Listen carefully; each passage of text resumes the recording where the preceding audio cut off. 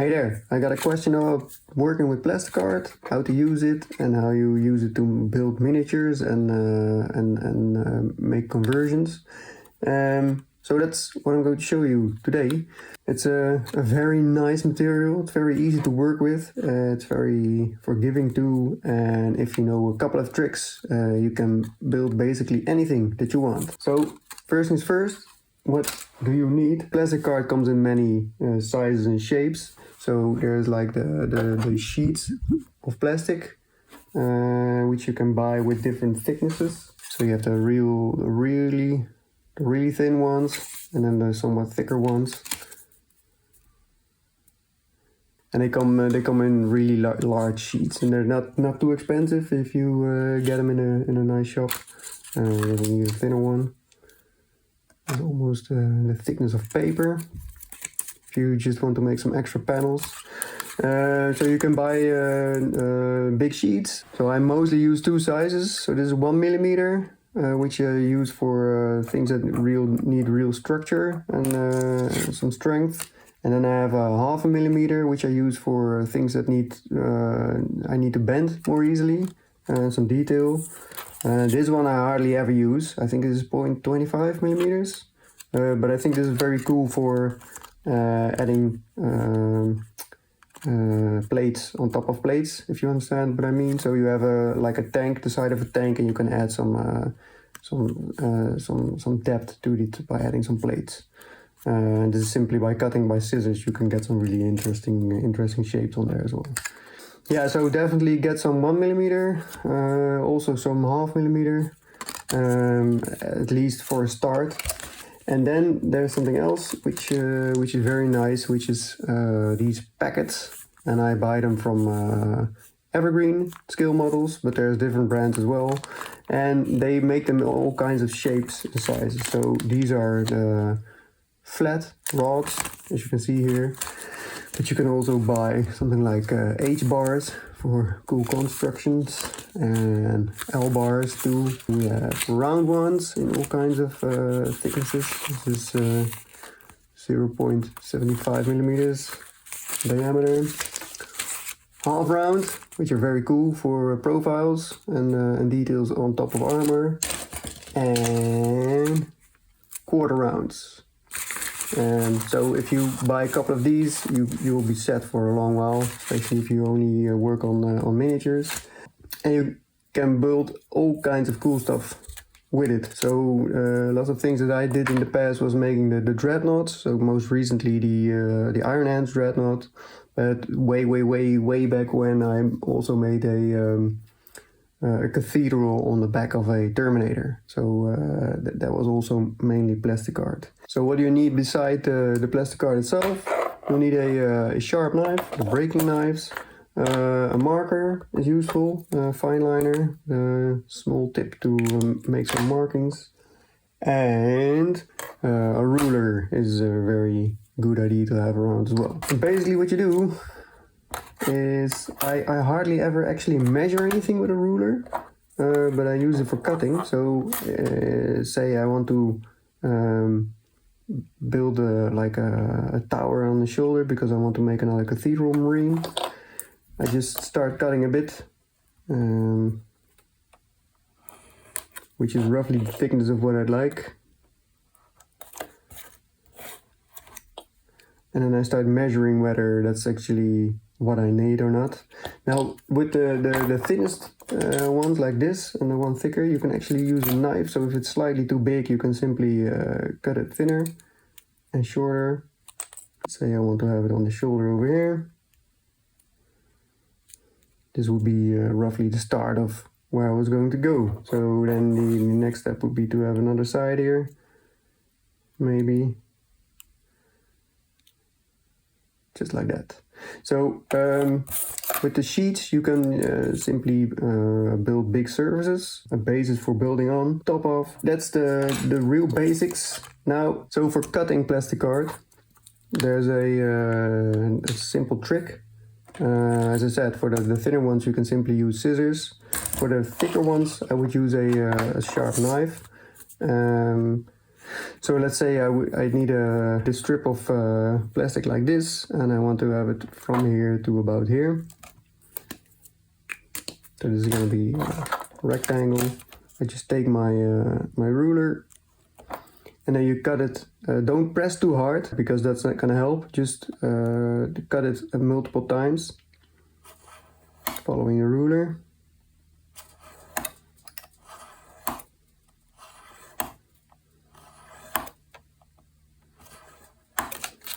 And now I have a nice clean cut over here. You can keep cutting it until you're through the plastic, but what you can also do is, once you have this cut, you can snap it like that, and then you have a clean separation. Now if you cut it like this, I don't know if you can see it, but there's going to be an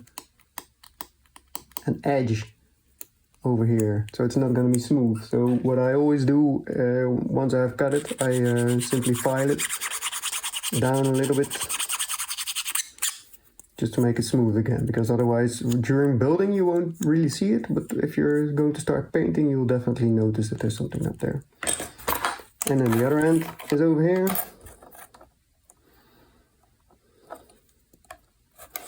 Let's say I want to make an angle.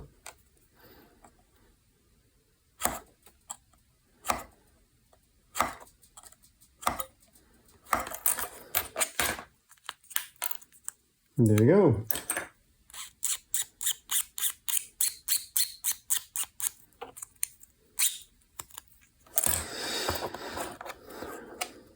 Okay, so this is just cutting pieces. Now the other thing is putting it back together.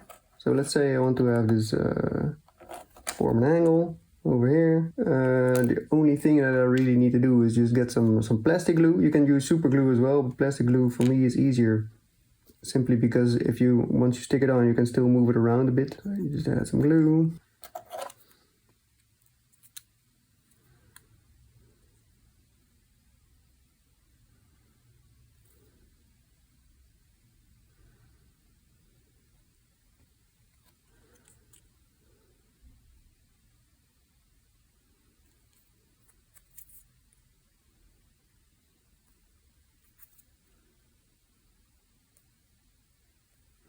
And while gluing, you can treat it the same as gluing miniatures, because it's the same. I think it's the same type of plastic that you're using.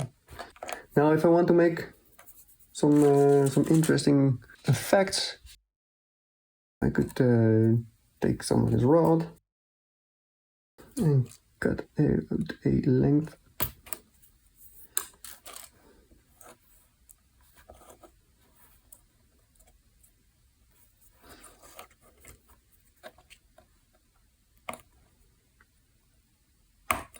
So as you can see, I'm doing most of it just by eye. I'm not really measuring anything. You have these really nice cutters that can cut at angles and whatever if you want to make it really really sharp and nice. But yeah, for me, I've never seen the real need for that. So this is a way quicker way to work and easier. And same here, you could just add some glue. And it's stuck. And with the plastic glue, the advantage is that you can move it around a little bit. Still. That's one. Another one.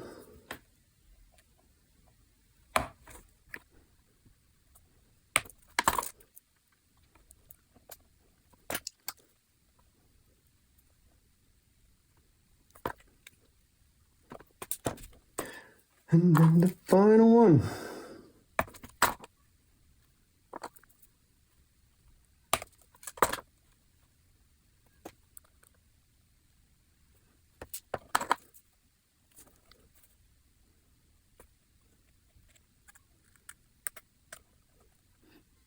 Yeah, okay. Let's say that I want to make some arches inside there. Take a rounded object. Sorry.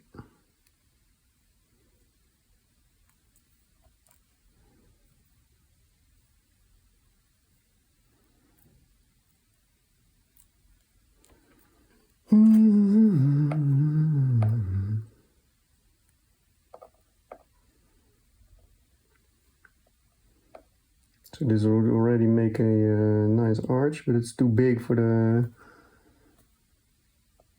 space I have. So I'll just cut away a bit.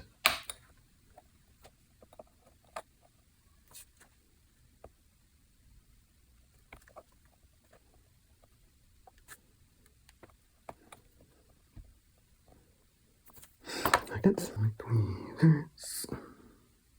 Yeah.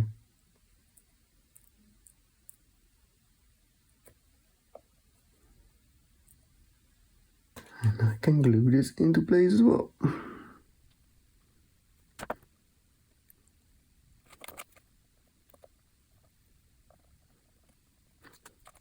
There you go. Alright, it's not as nice as I would have hoped it would be. But I can just still bend it a little bit more if I need it.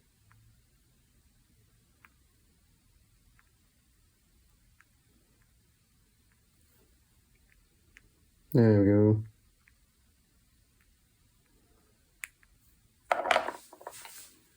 Yeah, something like that. Yeah, so if you take a bit more care than what I just did and just take your time moving these pieces around, you can get some very nice effects and some very nice constructions. Yeah, if these are too long, you can just cut them afterwards anyway. Make everything the same size. And once it's dry, so now I use this plastic glue, and you see these well, shiny spots of plastic glue over there. You can just sand them down before painting, and you won't even notice them. So as you would also for miniatures, like scrape away the mold lines and whatever, you can still do anything like that with the Plasticard as well. So there's some cool things that you can do.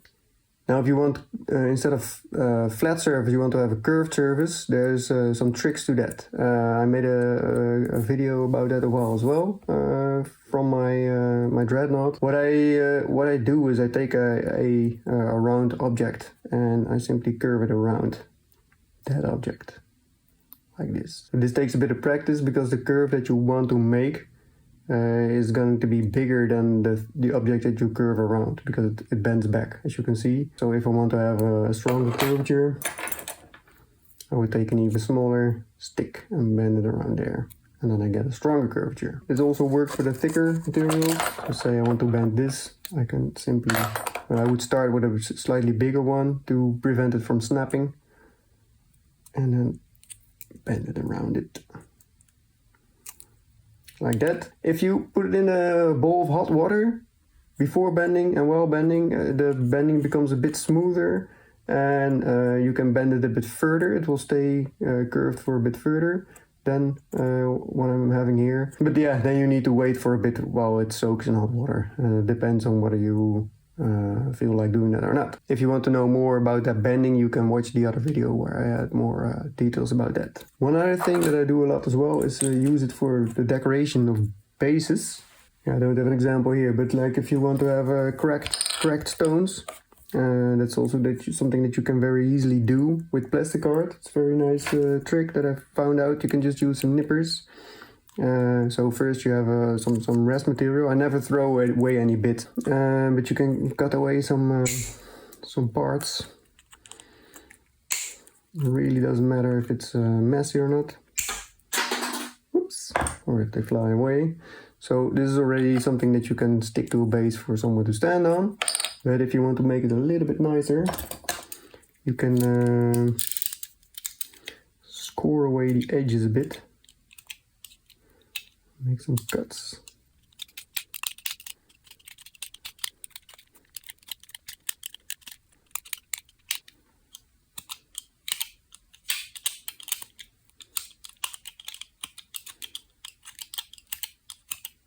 Just move around the piece and try to make some random cuts. Remove all the really sharp edges. And once you're done, you've got some very cool broken stones or flagstones or masonry or whatever. I think this is a cool use for bases, base decoration of bases. And if you want them, so if I stick it on now, it's going to always be flat. So you can take a couple and fill up a base to have some flagstones as a base. But you can also make them stick up if you like. Cut away one side. Let me just show you because I'm not making this clear. So I'm cutting at an angle here.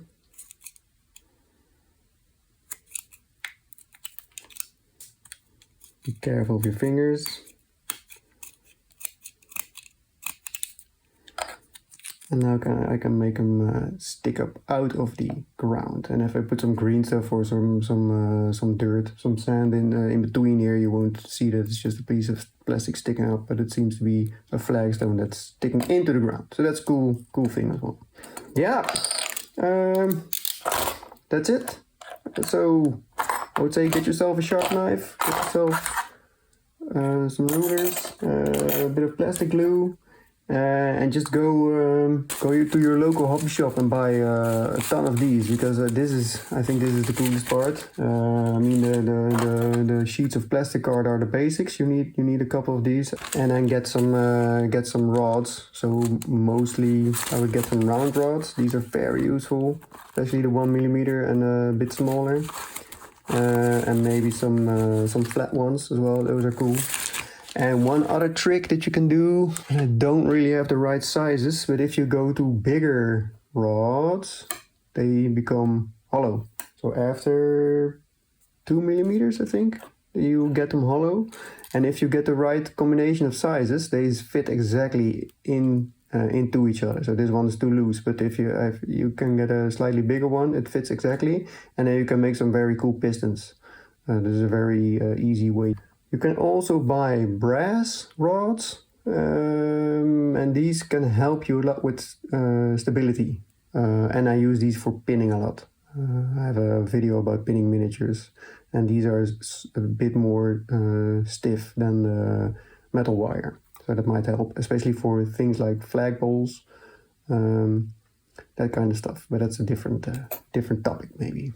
Yeah, so I think that's it. The basics for working with plastic cards and plastic rods. I hope you learned something, and if you have any more questions, feel free to let me know, and I'll see you next time. Goodbye.